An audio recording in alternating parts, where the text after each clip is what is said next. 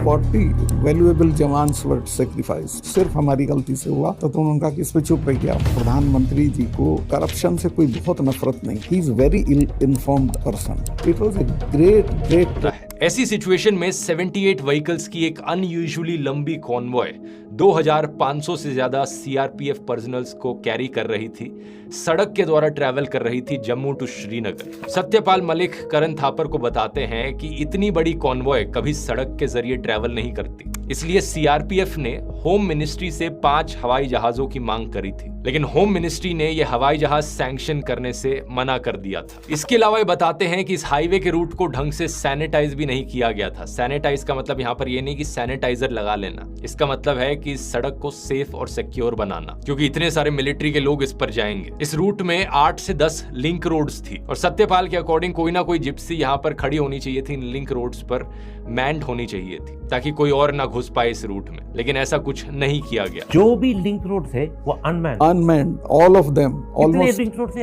Around 8-10 8-9 link road वो unmanned. Satyapal Malik कहते हैं कि फिर उन्होंने ये चीज प्रधानमंत्री मोदी को जाकर बताई कि ये हवाई जहाज अगर हमने दे दिए होते तो ऐसा ना हुआ होता। And I told it to the prime minister same evening कि ये हमारी गलती से हुआ है, अगर हम एयरक्राफ्ट दे देते तो ये नहीं होता। तो उन्होंने मुझे कहा कि तुम अभी चुप रहो। और सत्यपाल ये भी कहते हैं कि उन्होंने ये चीज जाकर national security adviser Ajit Doval को भी बताई और उन्होंने भी इन्हें चुप रहने को कहा। इसके बाद सत्यपाल मलिक कुछ बड़ी शॉकिंग चीज कहते हैं। मैं उनके एग्जैक्ट शब्दों को कोट करता हूँ। मैं आपसे शेयर कर सकता हूँ कि मुझे ये लग गया था कि ये सारा ओनस अब पाकिस्तान की तरफ लाना है, इसलिए अब चुप रहिए। करण थापर पूछते हैं कि ये सरकार की चालू पॉलिसी थी कि पाकिस्तान को ब्लेम करो और हमें क्रेडिट मिलेगा और इससे हमारे इलेक्शन को फायदा होगा। सत्यपाल मलिक कहते हैं एग्जैक्टली। यहाँ राहत इंदौरी का शेर याद आता है, सरहदों पर बहुत तनाव है क्या, कुछ पता तो करो, चुनाव है क्या।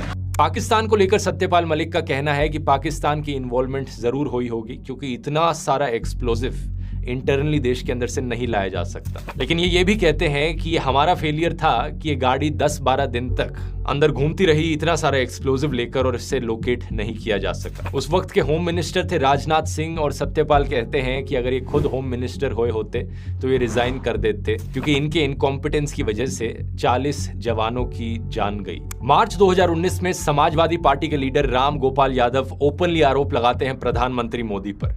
ये कहते हैं पैरामिलिट्री फोर्सेस दुखी हैं सरकार से, जवान मार दिए गए वोट्स के लिए। चेकिंग नहीं थी जम्मू श्रीनगर के बीच में, जवानों को सिंपल बसेस में भेज दिया, ये साजिश थी। सेम महीने में इलेक्शन कमीशन पॉलिटिकल पार्टीज को कहता है कि डिफेंस फोर्सेस के एक्शंस को लेकर अपना प्रोपेगेंडा करना।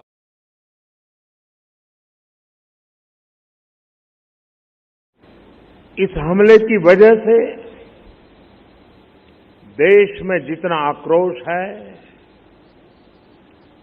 लोगों का खून खौल रहा है, ये मैं भली भांति समझ पा रहा हूं। इस समय जो देश की अपेक्षाएं हैं, कुछ कर गुजरने की भावनाएं हैं, वो भी स्वाभाविक है। हमारे सुरक्षा बलों को पूर्ण स्वतंत्रता दे दी गई है।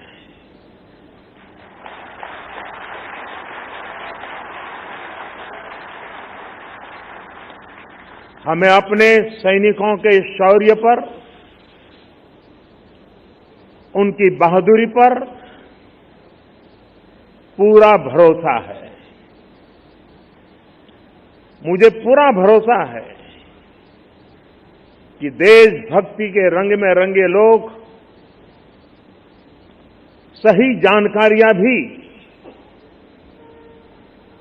हमारी एजेंसियों तक पहुंचाएंगे, ताकि आतंक को कुचलने में हमारी लड़ाई और तेज हो सके। मैं आतंकी संगठनों को और उनके सरपरस्तों को कहना चाहता हूं कि वे बहुत बड़ी गलती कर चुके हैं। बहुत बड़ी कीमत उनको चुकानी पड़ेगी।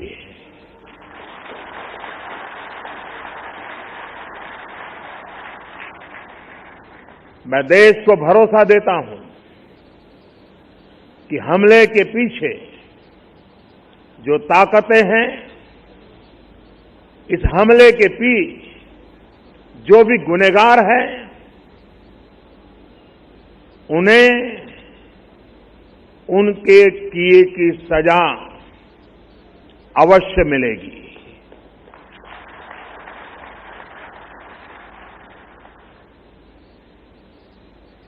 जो हमारी आलोचना कर रहे हैं,